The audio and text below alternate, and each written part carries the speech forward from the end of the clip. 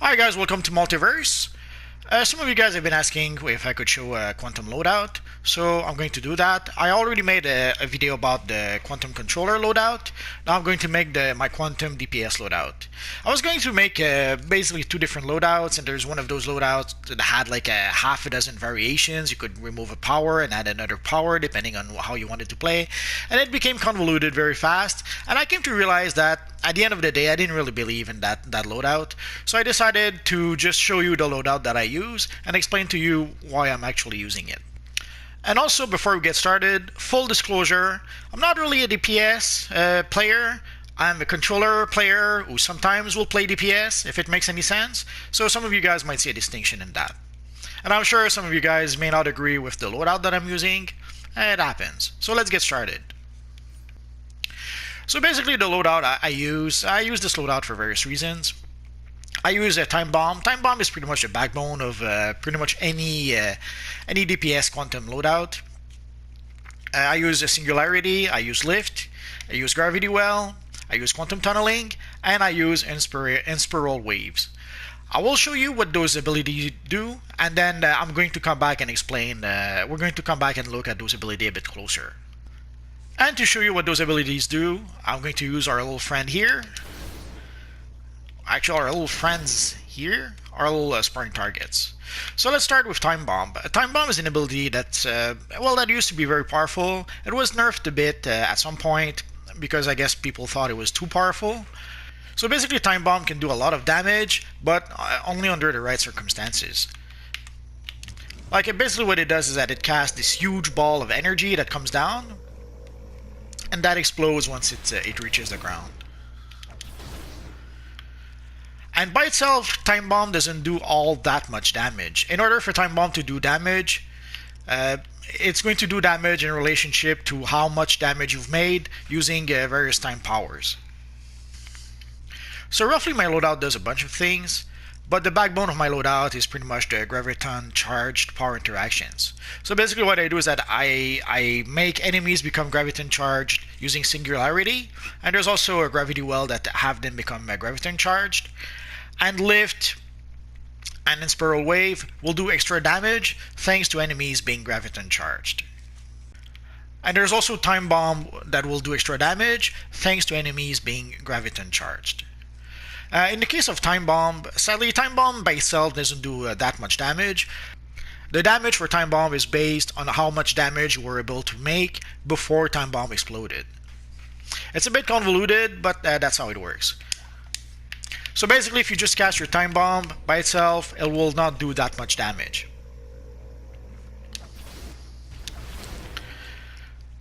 But if you cast your Time Bomb and then you do a whole bunch of damage, then your Time Bomb should do extra damage. I remember some of you guys at some point were asking about Time Bomb and you didn't understand why Time Bomb didn't seem to be doing all that much damage. That's one of the reasons. Basically Time Bomb will make damage depending on how much damage you make while the Time Bomb is coming down. But there's also another reason sometimes that makes Time Bomb not do that much damage. As you guys I'm sure noticed, it takes quite a while for Time Bomb to come down and to finally explode. And one thing that often happens is that by the time Time Bomb explodes, all the enemies are already defeated. So when that happens, Time Bomb does a big 0 damage. That's why very often you'll see quantum DPSs do very little damage, because they cannot time their Time Bomb so that it can do damage. So very often the quantum DPS will cast his Time Bomb, all the enemies are dead, so no damage for Time Bomb.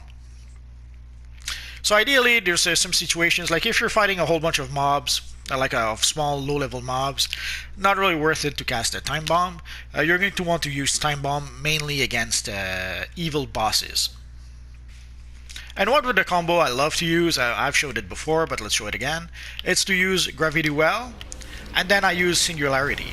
And what happens is that Singularity will pull a whole bunch of enemies into the Gravity Well. So I love using those two powers in combinations. And basically, Gravity Well and Singularity will make the enemies graviton charged. So my other abilities will do extra damage. Even Time Bomb will do extra damage thanks to that.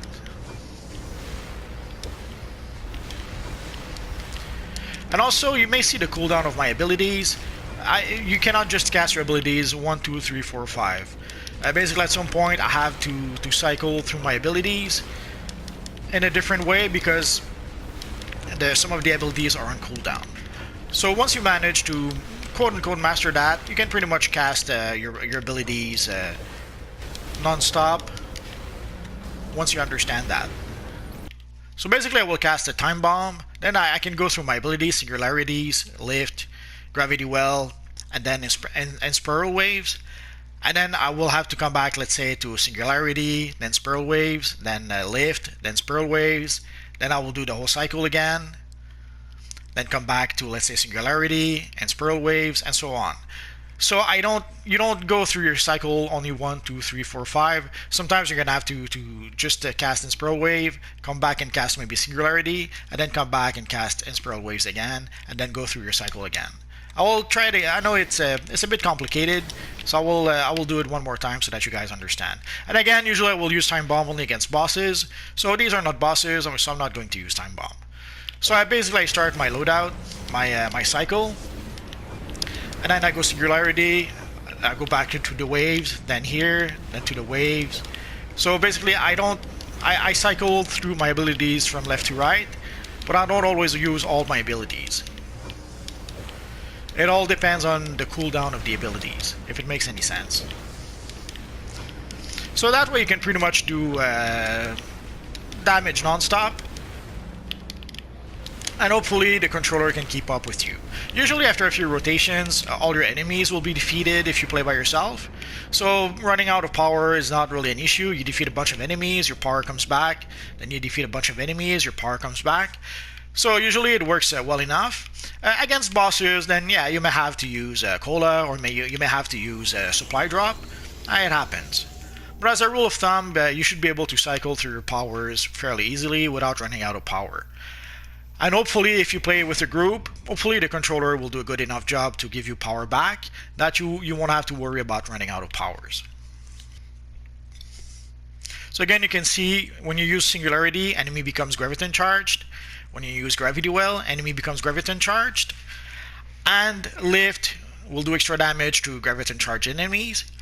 And then Spiral Waves will do extra damage to Graviton charged enemies. And Lift, even better, is also a damage over time. I guess you could replace Gravity Well with another ability that does extra damage, but I love or I guess you could replace Singularity or Gravity Well, it depends which one you prefer. But I really enjoyed the combo Singularity and Gravity Well together. So even though they don't really technically benefit together with the power interaction, you saw what actually happens when I cast the two of them together. Basically, Gravity Well benefits from Singularity because it allows it to pull all the enemies into the Gravity Well. And last but not least, there's a Quantum Tunneling. The Quantum Tunneling is one of those abilities that's pretty much multi-purpose. The Quantum Tunneling does a few things all at once. The first thing is that it casts... Oh, too close. The first thing is that it casts a shield around your character, but also it allows your character to teleport from a short distance, but often it's often enough to be able to get away from harm's way. So let's say there's an evil enemy that will send you a huge attack on your character, then you can use a Quantum Tunneling to get out of the way of the attack. So it shields you, it gets you out of harm's way, but even better, you can even use it offensively if you like. Like, let's say I want to attack that evil sparring target, and that the sparring target tries to run away. I can use the Quantum Tunneling to get right next to it and beat the snot out of it. So I guess that's one of the reasons why I love the Quantum Tunneling so much. First, I love being able to teleport. I can't explain it. I was using this ability even if when it did not have a shield, and at some point they added a shield to the ability, which made it even more awesome. So I love using this loadout because it's pretty much multi-purpose loadout. There's this combo that allows you to pull a whole bunch of enemies into the Gravity Well. There's a Time Bomb, which is pretty useful against bosses, which allows you to do a whole bunch of damage to those bosses. And there's the quantum tunneling that gives you either a shield to protect yourself, or that allows you to get out of harm's way, or that allows you to attack an evil enemy that's trying to get away. So I kind of like the versatility of this loadout. I'm pretty sure maybe it's not as powerful as some of the other loadouts out there, but it does the trick well enough, and I really enjoy using this loadout. So I pretty much use a graviton charged loadout, but if you wanted to, you could use a destabilized loadout if you want to. Basically what you do is that you use, let's say, anomaly to destabilize enemies, and then you do various abilities that will do extra damage to enemies that are destabilized. So if you prefer, you could use that. Also, you may have noticed that I don't use a supercharge. The supercharges aren't bad, but at some point I decided to not to use them. Basically, you have to wait quite a bit before your supercharge is available, and very often by the time you get your supercharge, the fight is already over. So at some point with this character, I opted not to use a supercharge. So again, I was going to show like 2 different loadouts, but then it became a little convoluted with the destabilizing loadout. I had like 6 different variations of that very same loadout with tiny variations. But then I decided, you know what, the proof is in the pudding. Let's instead show the loadout that I do use, because I do believe in this loadout. So I figured I might as well just make the video about this one loadout, as opposed to trying to cover too many things at the same time. So I'm sure some of you might disagree with my loadout choice. If you do, let me know in the comment section down below how you would improve it, or what loadout you prefer to use. And I guess that's going to be pretty much it for now, guys. So if you have any questions, feel free to ask so in the comment section down below. And as always, guys, thanks for watching, and hopefully I'll see you guys next time. Bye-bye.